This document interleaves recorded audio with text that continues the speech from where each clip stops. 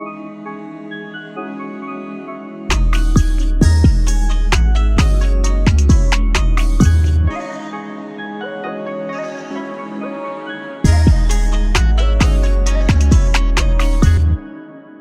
Piece chapter 1044. Genuinely mind-blowing. Mind-blowing. Everything everyone was saying about this chapter, all the hype around the chapter, why spoilers were trending, why peak greatness was trending, why just everything revolving around this chapter was trending, why people were desperately telling me to avoid spoilers. It was for a good reason, because I'm pretty sure I can't feel my asshole. Guys, I'm here today to talk about One Piece chapter 1044, and people are gonna say, Brago, here you go again. Talking like if this is the best chapter of Wano. Well, goddamn it, it was pretty damn close. I don't know where to start. And after the chapter, I didn't know where to start either, because I'm like, do I start at the end, or do I start at the beginning? Because right at the beginning, they gave us a bombshell. What I want to say to you guys is that I'm so happy that I was able to experience One Piece today, you know, happy, healthy, and shout out to you as well. You're probably just smiling right now. You're just happy because you just enjoyed the chapter. You're feeling good. It's Friday. Maybe not everywhere, but you know what I'm saying? So without further ado,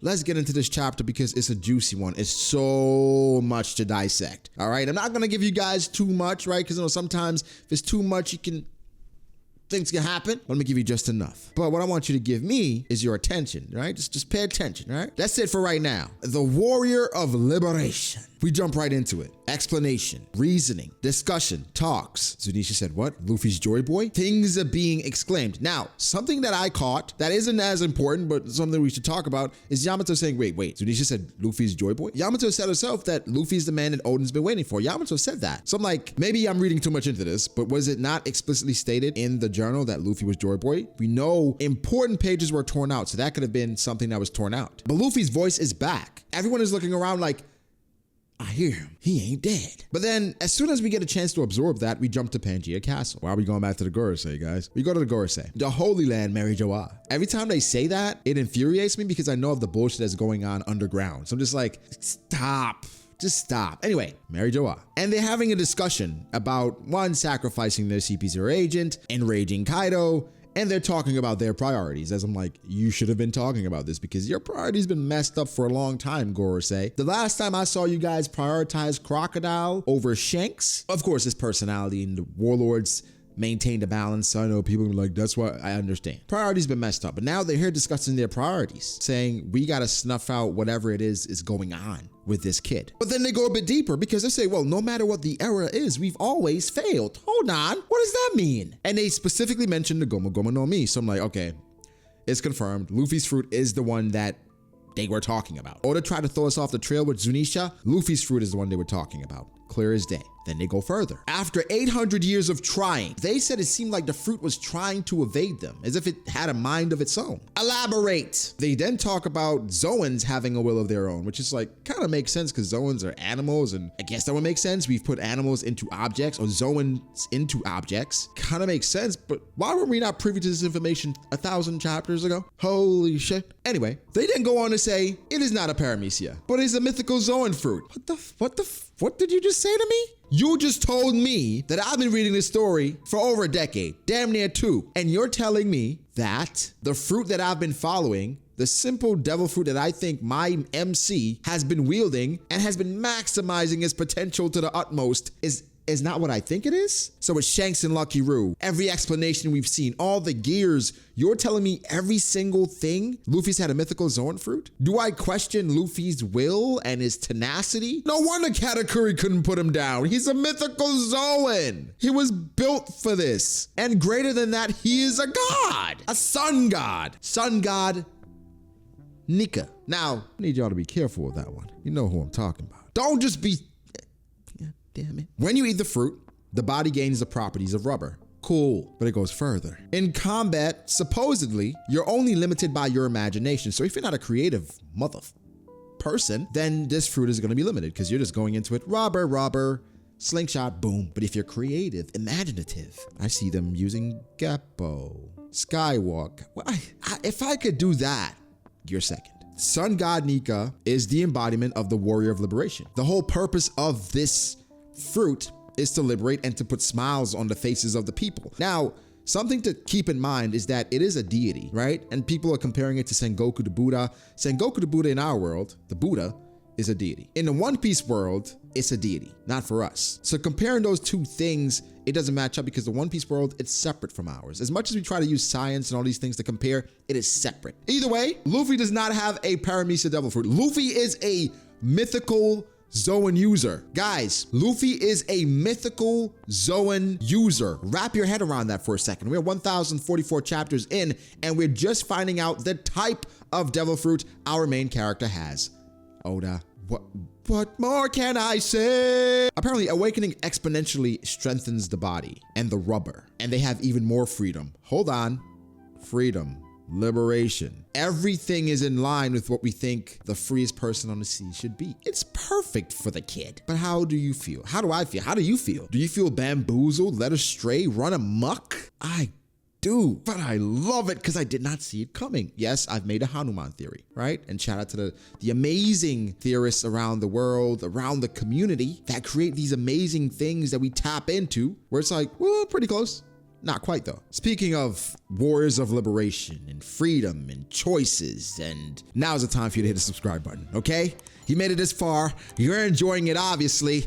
Now do that for me. You may be watching this, you look down, oh, I'm not subscribed. Let me subscribe to Franco. All right, now let's move on because I'm still in a state of panic. Luffy does not have the Gomu Gomu no Mi. Luffy is a Nika. Luffy has a Nika. Well, what is it? Human, model, whatever. He's Sun God. He told you what he was.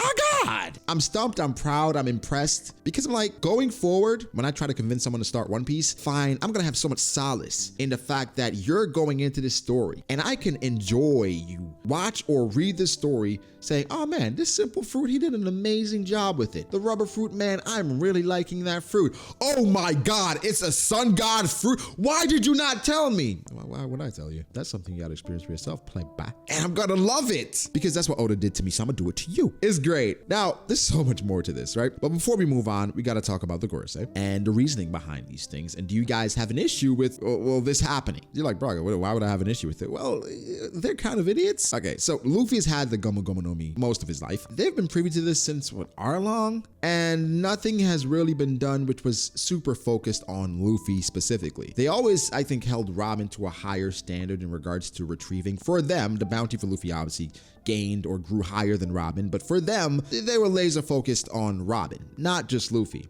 Even coming into Wano, we were here and they're like, well, you know what?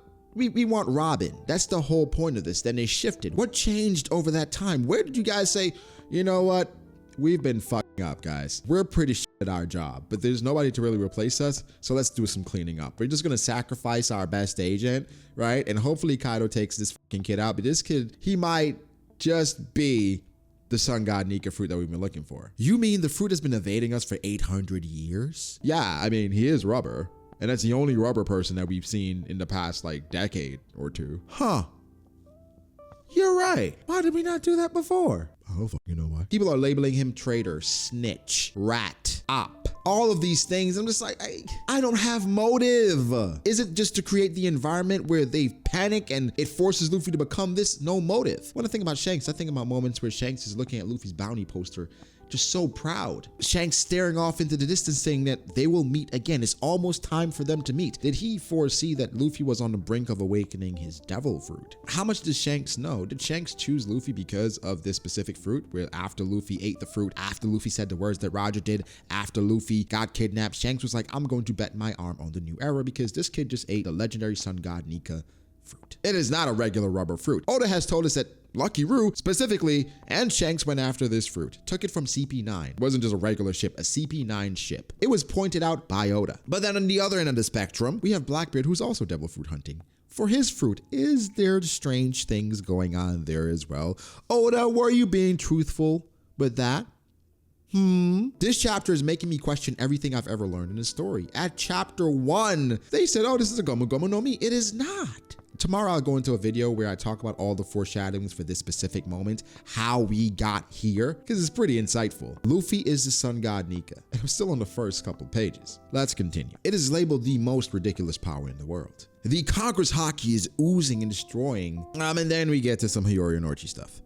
I don't hate it because Hiyori had an amazing speech sticking up for her father and her family. Orochi, being the sniveling snake dragon that he is trying his best to get out of this, and lo and behold, who comes to his aid? Kanjuro, or the residuals of Kanjuro's soul, the Kazembo. I wasn't feeling it at the time because I was just so excited and hopped up on Sun God Nika. I'm like, just wrap it up, please, so I can get to that. I want to see him. But Hiyori, this is the emotion I wanted from her. Right? This is her standing up for her family, for what she believes in, the people that sacrifice so much. I will no longer tolerate the disrespect, Orochi, you freaking ugly person. That's the PC way of saying it. The Kazembo ends up going into Orochi, and it seems like it was a mistake, but either way, that's the end of that. We get to Gear 5th. Luffy's like, this is my peak. Gear 5th. Well, not what I expected for Gear 5th, not what many expected at all, because cartoons. Cartoony, zany, loony tunes. Luffy came down from the sky with the hand of God, grabs Kaido by his neck. Kaido's like, hold up, what the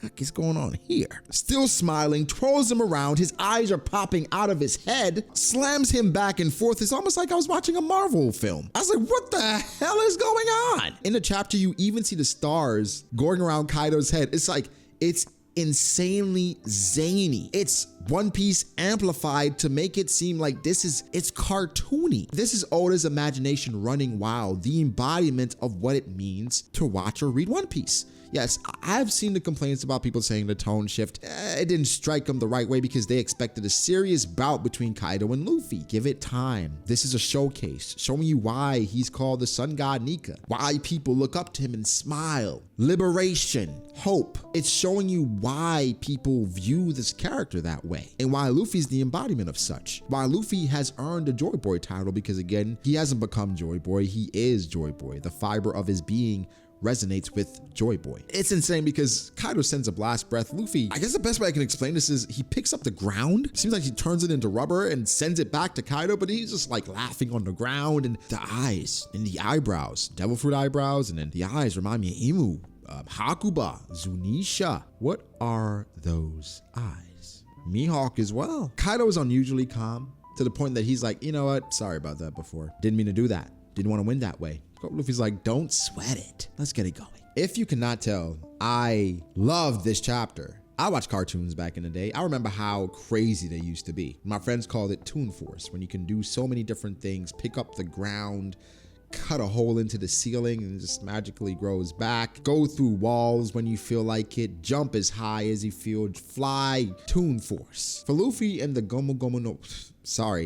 the Nika mythical Zoan fruit, his imagination can run wild. When Luffy used Red Hawk, thought about Ace and Ace's impact on his life, he wanted something to, in a way, commemorate Ace. El Thor, not sure where that came from, but Luffy manifested lightning. Within the confines of this rubber fruit, Luffy can do anything. There's nothing crazy that he did in the chapter that he shouldn't be able to do. The rubber is stronger, more malleable. He can do a lot more with it. Definitely a lot more hard to hit. I don't know what Kaido does here. Now, typically in these types of situations, the antagonist has something else in the bag. He matches it, and Luffy actually tries, and he wins. I expect that to happen. Kaido has something else we haven't even seen before. But for right now, my focus is on Sun God Luffy, Sun God Nika, because I don't know how to explain so much. In the midst of fighting a Yonko of the Seas, he's laughing, casually looking at a blast breath coming at him, eyes popping out, then just picking up the floor, sending it back, laughing, just having a good time. Luffy, but amplified. One Piece, but zany, more loony. He's such on another level right now. The Kakurasaki just casually knocking out the fodder it's so satisfying because it's showing us Luffy has gotten to that level. I'm proud, I'm excited, I'm happy, I'm at a loss for words. My reaction, I was losing my mind, guys. I didn't know what to believe, what to think. Oda just told me that Luffy doesn't have the fruit that I thought he did. How many stories would that work for? It's like, no, he's not actually that. Sorry, he's this. So he's that, but better. Okay. But guys, give me your thoughts. How do you feel about this chapter? I thought it was fantastic. It was peak One Piece for me. We'll get a bit deeper over the weekend and, try to talk to some people about their thoughts, man. It's a lot. It's a lot. But Oda has confirmed for us that Luffy has a new devil fruit. Not a new devil fruit, but the devil fruit that we thought we didn't know. But guys, give me your thoughts. Again, make sure to like the video if you did. Subscribe to the channel for more content like this. Follow me on Twitter at BragoDAce. Follow me on Instagram at BragoD.ace. Thank you to my patrons. I appreciate you guys all so much. Again, guys, be sure to like and subscribe, and I'll catch you in the next one.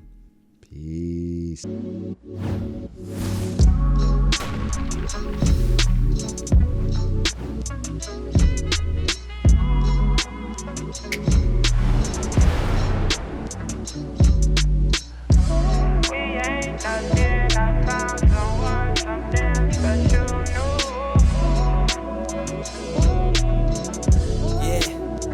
Okay, I start doubting me, I felt lost.